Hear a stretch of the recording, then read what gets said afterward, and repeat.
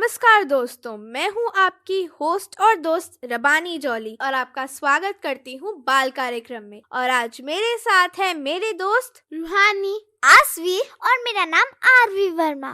और हम आज आपके सामने एक बहुत ही बढ़िया सा कार्यक्रम प्रस्तुत करेंगे।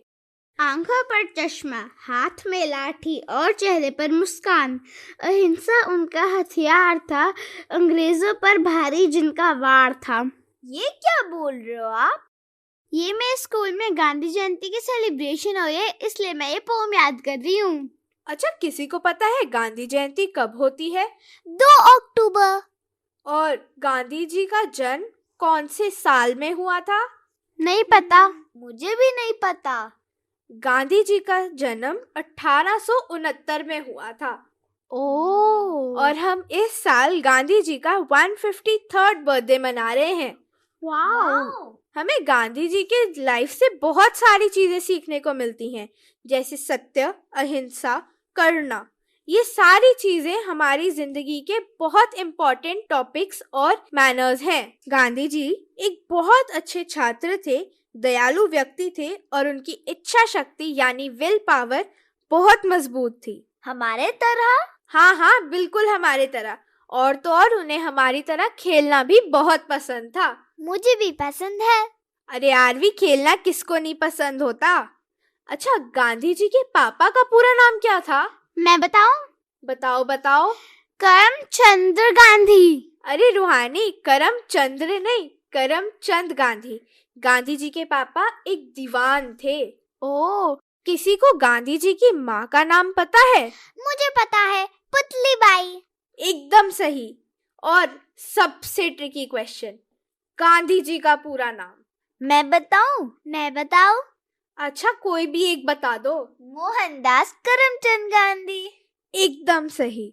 गांधी जी का बचपन काफी सादगी से भरा था और वो एक अच्छे छात्र भी थे। उन्हें खेलना तो पसंद था ही, तो वो अक्सर अपने दोस्तों के साथ खेलते रहते थे। जैसे हमें खेलना पसंद है। हाँ, बिल्कुल वैसे ही। अरे आसवी, मैंने देखा तुम बहुत देर से अपनी नोटबुक में देखी जा रही हो। लाई क्या हो, हमें भी तो बताओ। खोलो अपना पिटारा। मैं एक पोम लाई हूँ। किस पे? गांधी जयंती पे। सुना दो फिर। जिसकी सोच ने कर दिया कमाल, बदल दिया जिसने देश का हाल, जिसने पढ़ाया सत्य और अहिंसा का पाठ, वो थे हमारे गांधी बापू महान। वाह, कितनी अच्छी पोम है आसवी। Thank you. जैसे कि अभी आसवी ने कहा, गांधी जी हमारे राष्ट्रपिता भी हैं और बच्चे उन्हें प्यार से बापू बुलाते हैं। गांधी जी एक महान स्वतंत्रता सेनानी भी थे, जिन्होंने हमें ब्रिटिश एडमिनिस्ट्रेशन से मुक्त कराने के लिए अहिंसा और सत्याग्रह के सिद्धांतों का उपयोग करवाया। दीदी, आपको तो बहुत कुछ पता है। हाँ, वो इस साल थोड़ी हिस्ट्री पढ़ी ना इंडिया के बारे में। रबानी, गांधी जी ने हमें एक नारा भी तो दिया था, डू और डाई, करो या मरो। एकदम सही।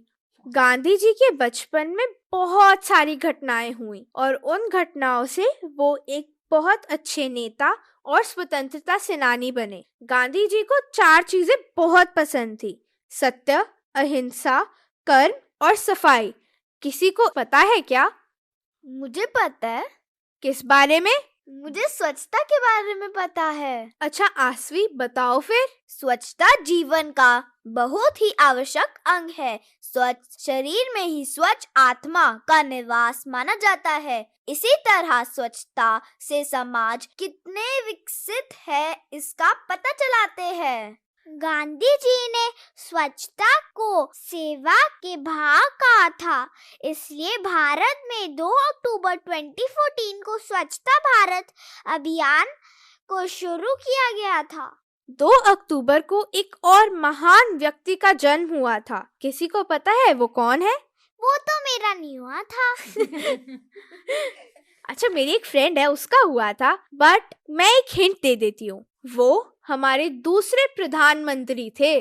मुझे पता है, लाल बहादुर शास्त्री जी का जन्म हुआ था 2 अक्टूबर को। अरे एकदम सही। उनका जन्म 1904 में हुआ था और वो मुगल सराय वाराणसी में थे। मेरे को लाल बहादुर शास्त्री जी का एक नारा भी पता है। अच्छा बताओ। जय जवान जय किसान। अरे वाह रूहानी, तुमने बिल्कुल सही कहा, जय जवान जय किसान।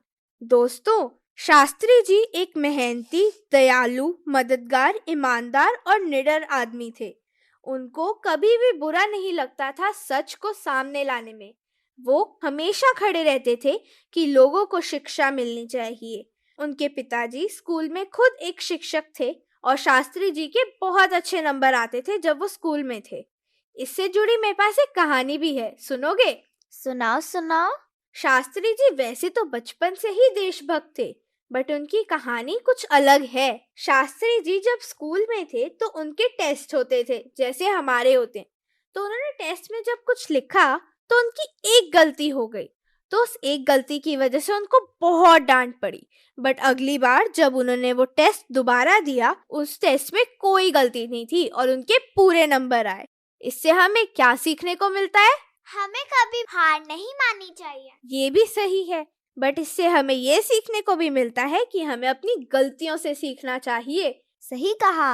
ये तो हमारे जीवन के लिए एक बड़ी सीख है। ये हम अब से याद रखेंगे।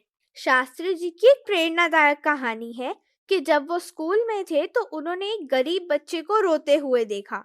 उन्होंने खुद उस बच्चे की स्कूल की फीस दे दी। इससे पता चलता है कि हमें सबकी मदद करनी चाहिए। 200 पेड़ कटे जंगल के, उजड़े पूरे 100 परिवार, लेकर खबर भयानक आया जंगल में ताजा अखबार। भालू ने अखबार देखकर किया एक ऐलान, सुनो जंगल की यह खबर ध्यान से, सुनो सभी श्रीमान सुनो, बहुत बढ़ गया मानव का जंगल पर यह अत्याचार। कितने हरे पेड़ काटे और कितने उजड़ गए परिवार। अब हम पेड़ ना काटने देंगे, यह हमारा नारा है। हरे पेड़ जंगल की शोभा, यह संकल्प हमारा है। अरे वाह, ये कविता तो बहुत अच्छी थी। इस कविता से हमें ये पता चलता है कि जब भी कोई मनुष्य पेड़ काटता है तो कितने सारे पशुओं का जीवन नष्ट होता है और उनके घर भी उजड़ जाते हैं। बिल्कुल सही दीदी। हम पशुओं की बात कर रहे थे, तो आइए मैं आज आपको वाणी मेनन जी से मिलाती हूँ। आज हम उनसे बहुत सारी नई बातें सीखेंगे और अपने पिटारे में बहुत सारा ज्ञान डाल लेंगे। बच्चों, क्या आप सब जानते हैं कि हम 2 अक्टूबर से लेके 8 अक्टूबर तक क्या मनाते हैं? हम ये पूरे सप्ताह को वन्य जीवन सप्ताह मनाते हैं। 2 अक्टूबर को जैसा आप सब जानते हैं, हमारे अपने बापू का जन्मदिन बनाया जाता है।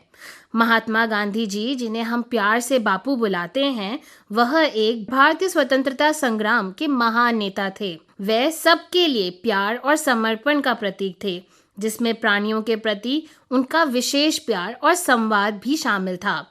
गांधी जी ने अपने ही आश्रम में एक छोटी सी गौशाला बनाई थी, जहाँ पे उन्होंने गौ माता की देखभाल की। वह कहते थे कि गौ माता की हमें हमेशा रक्षा करनी चाहिए। वन जीवन सप्ताह हर साल भारत में 2 अक्टूबर से लेकर 8 अक्टूबर तक, जैसे मैंने आपको बताया, मनाया जाता है। मगर ये सबसे पहली बार 1952 में जो है मनाया गया था। अब वन जीवन सप्ताह हम इसीलिए मनाते हैं क्योंकि हमारे देश में विविध प्रकार के जीव जंतु, वन जीवन बहुत सारे हैं।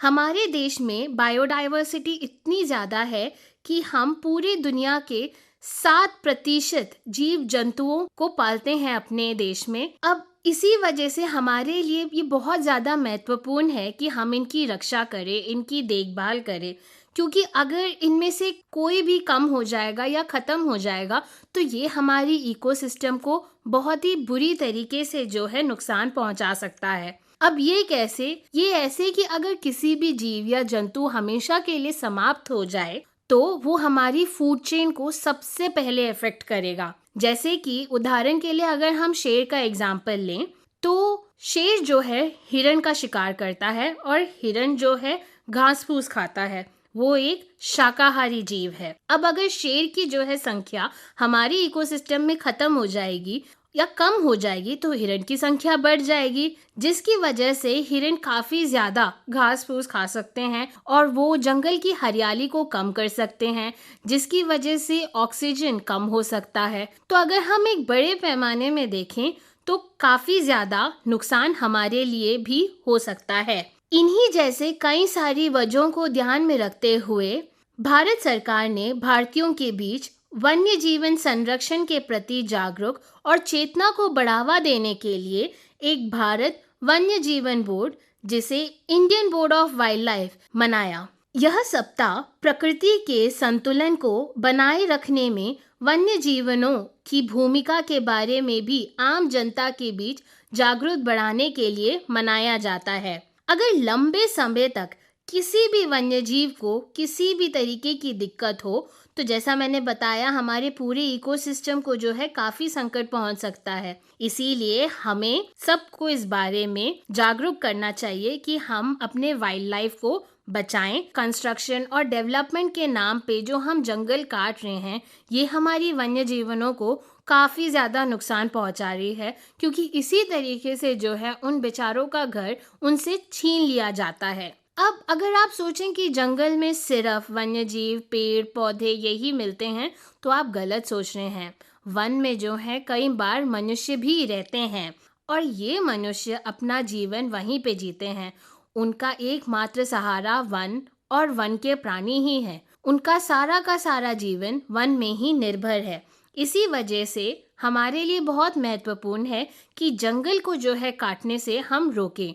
अगर जंगल काफ़ी सारे कटेंगे तो हमारे ऑक्सीजन लेवल्स भी जो हैं काफ़ी ज़्यादा कम हो जाएंगे, जिसकी वजह से पोल्यूशन बढ़ेगा और हमें कई सारे रोग भी लगेंगे, जैसे कि अस्थमा, जो आजकल काफ़ी ज़्यादा कॉमन हो चुका है हम सभी लोगों के बीच में। अब वन और वन्य जीवों से हमें और भी काफ़ी सारी चीज़ें मिलती हैं, जैसे हमें लकड़ी मिलता है अपने फर्नीचर्स बनाने के लिए, हमें काफ़ी सारी दवाइयाँ मिलती हैं जो हमारे कई सारे रोगों को जो है ठीक करने में काफ़ी ज़्यादा उपयोग करी जाती है। आयुर्वेदिक, यूनानी, ये सभी में जो है वन से मिली हुई दवाइयों का ही सबसे ज़्यादा उपयोग किया जाता है। अब हमने वन जीवनों के बारे में तो बात कर ली, बट हमें उन जीवों के बारे में भी बात करनी चाहिए जो हमारे आसपास रहते हैं, जैसे कि हमारे पालतू जानवर हो गए, हमारी गौ माता। जैसा कि आप सब जानते हैं कि आपकी उम्र के बच्चों को दूध पीना चाहिए, तभी आप ताकतवर बनेंगे, आप में बल आएगा और आप जल्दी जल्दी बड़े हो जाएंगे। और भी सारे जानवर हैं जो हमें दूध देते हैं, जैसे बकरी हो गए, ऊंट हो गया, भैंस हो गया। ये सारे के सारे जानवरों का भी हमें देख रेख करना चाहिए, सिर्फ इसीलिए नहीं क्योंकि वो हमें देते हैं, बट इसीलिए क्योंकि जैसे हम मनुष्य का जो है जीवन जीने का एक राइट है, वैसे ही उनका भी है। इसी के अलावा अगर आपके घर में कोई पालतू जानवर है, जैसे कुत्ते हो गए, बिल्ली हो गई, छोटा सा प्यारा सा पपी हो गया, इनका भी देख रेख रखना बहुत ही ज़्यादा आवश्यकपूर्ण है। आप बिल्कुल कोशिश कीजिए कि आप उन्हें समय पे खाना खिलाएं, उन्हें पानी पिलाएं और सबसे ज़्यादा महत्वपूर्ण उनका समय से टीकाकरण करें, ताकि उन्हें किसी भी तरीके की बीमारी ना हो और ना ही उनसे आपको किसी भी तरीके की बीमारी ना हो। और उनके साथ प्रेम से रहें, खेलें कूदें, खूब सारा मज़े करें।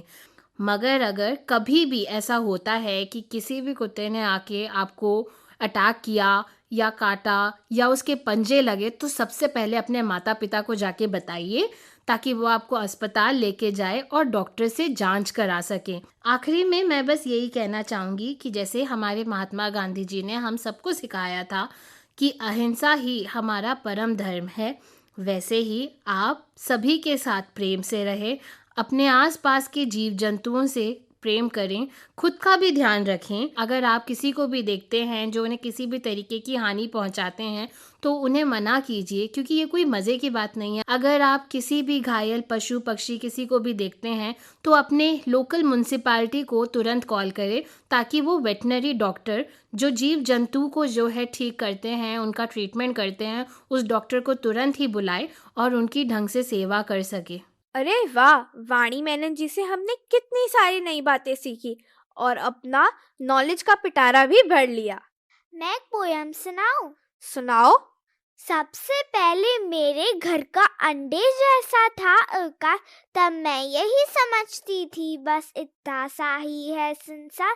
फिर मेरा घर बना घोंसला सूखे तिनकों से तैयार, तब मैं यही समझती थी बस इतना सा ही है संसार।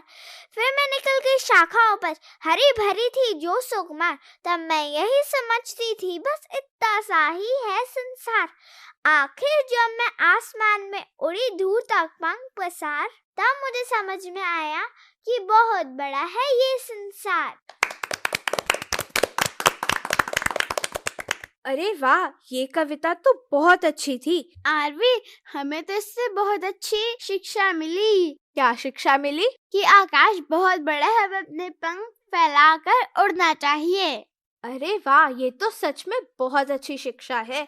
जैसे कि अभी आरवी ने बताया कि हमारा संसार इतना बड़ा है, वैसे ही और जीव जंतुओं का भी संसार उतना ही बड़ा है। यानी कि हम जिस तरह से अपने आप का और मनुष्यों का ध्यान रखते हैं, उसी तरह से हमें दया और प्रेम का भाव जीव जंतुओं को भी दिखाना चाहिए। अरे रूहानी, अपने पेन से खेलना बंद करो और मेरे कुछ सवालों का जवाब दो। पूछो। मैं एक जानवर हूँ, मेरे पास लंबी पूंछ है, मैं पेड़ों पे चढ़ता हूँ और मैं केले खाता हूँ। कौन हूँ मैं? मुझे पता है। बताओ। बंदर। अरे वाह, एकदम सही। एक और, मैं छोटा हूँ पर बहुत काम का हूँ, घर घर में मुझे पाओगे तुम, मैं बिना बोले ही सब कुछ कह देता हूँ, बच्चों को मैं बहुत पसंद हूँ। बताओ कौन? चींटी। ये जवाब तो गलत है, इसका जवाब मैं बताती हूँ। इसका जवाब है किताब। हर बच्चे को किताब तो पसंद होती है। हाँ, बिल्कुल ठीक। चलो मैं एक पूछती हूँ। अच्छा, पूछ लो। एक पक्षी है जो हमेशा उड़ता रहता है लेकिन कभी जमीन पर नहीं बैठता। मुझे पता है। बताओ। कबूतर। गलत, वो तो जमीन पे बैठता है। मैं भी ट्राई करूँ? ट्राई करो। हवा। करेक्ट। अरे देखा, मुझे तो पता ही था। आपने तो कहा था पक्षी।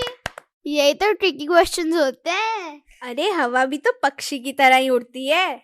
हाँ, बिल्कुल ठीक कहा। मैं एक पूछूं? पूछो। बुझो भैया एक पहेली, जब काटो तो नई नवेली। मुझे पता है। बताओ। पेंसिल। बिल्कुल ठीक जवाब। अरे वाह, ये तो सच में अच्छा था। मैं भी एक पूछूं? हाँ, पूछो। एक पैर और बाकी दोती, सावन में वह अक्सर रोती। कोयल? नहीं, मैं ही बता देती हूँ। छतरी। अच्छा, ये तो बहुत हो गया। अब आते हैं असली खेल पे, दैट इज एशियन गेम्स, जो इस बार चीन के होंगजाऊ में आयोजित किया जा रहा है।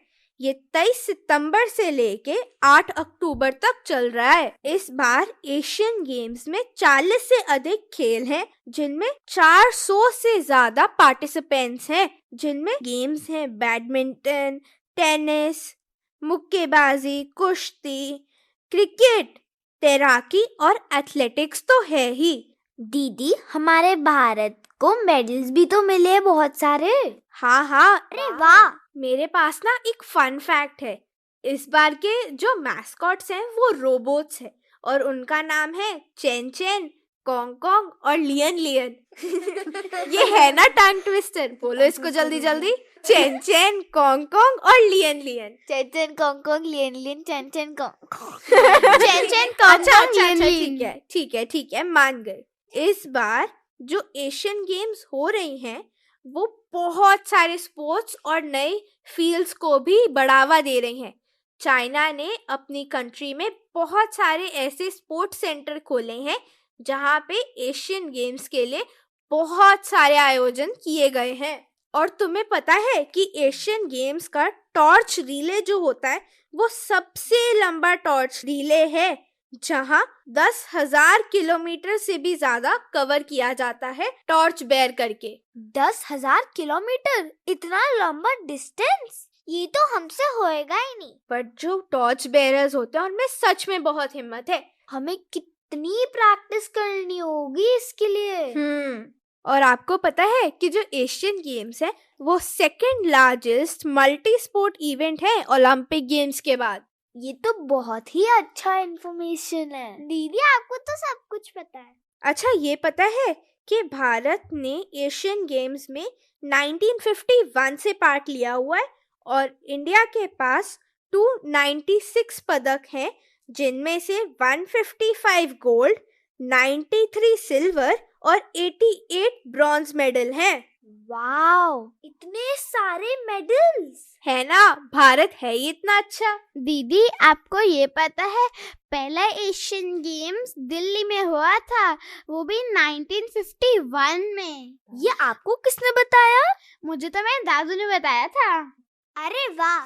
अरे रूहानी, तुमने एकदम सही कहा। हमारे दादा दादी नाना नानी हमें कितनी सारी चीजें सिखाते हैं, रोज हमें कहानियाँ सुनाते हैं। और नानी दादी की कहानियाँ तो वैसे ही फेमस होती हैं। और जब भी हम नानी नानू के हाउस जाते हैं वो तभी भी हमें अपनी स्टोरीज बताते हैं। हाँ, वो तो है ही। उनके लाइफ के एक्सपीरियंस से हमें कितना कुछ सीखने को मिलता है। फ्रेंड्स, हमें अपने बड़े बुजुर्गों का सम्मान भी करना चाहिए और उनके साथ खेलना भी चाहिए और उनकी बातें भी सुननी चाहिए। हाँ, उनके साथ बैठने के बहुत सारे फायदे हैं। वो हमें जो आशीर्वाद देते हैं ना, वो तो बहुत ही काम करता है। और उनकी छोटी मोटी मदद भी करनी चाहिए। हाँ, उन्होंने हमारी इतनी मदद करी जब हम बड़े हो रहे थे, तो अब हमारा भी फर्ज बनता है कि हम उनकी मदद करें। सही कहा। मैं तो सबकी हेल्प करती हूँ। जो भी मेरी हेल्प मांगता है मैं उनकी हेल्प कर देती हूँ। मैं भी। तभी कहते हैं कि घर में किसी बड़े का होना जरूरी है, क्योंकि उनकी हेल्प से हम बहुत कुछ सीख सकते हैं और कई प्रॉब्लम सॉल्व भी कर सकते हैं। हाँ, ठीक कहा। हमारे बड़े हमें सही राह पे चलने की सीख देते हैं, धर्म और संस्कार भी सिखाते हैं। हाँ, वो हमें चॉकलेट और टॉफी भी देते हैं। जो दादाजी टॉफी देते हैं उसका भी खाने में बड़ा मजा आता है। वो तो है ही। और मेरी नानी तो पहले से ही आइसक्रीम बनाकर रखती है। अरे वाह। फ्रेंड्स, मैं आपको अपने एक दादू की बात बताऊं? बताओ। मेरे दादू हर बारी कहते हैं, एक भाई साहब आए थे, वो तेरे लिए चॉकलेट दे के गए हैं, लेकिन दादू हर बारी मेरे को खुद देते हैं। अरे हाँ, उनके पास तो पिटारा होता होगा। मैं अब एक पहेली पूछूं? पूछो। सफेद तन, हरी पूंछ, ना बुझे तो नानी से पूछ।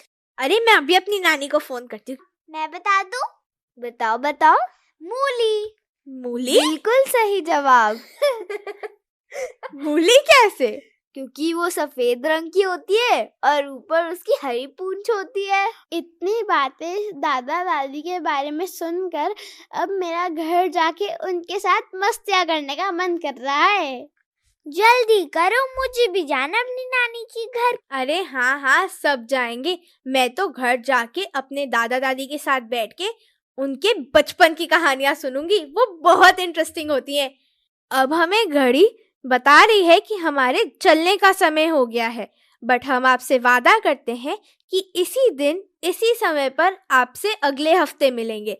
तब तक के लिए मैं रबानी जॉली, रूहानी, मैं आसवी, मैं आरवी वर्मा आपसे विदा लेते हैं। Bye bye. जय हिंद।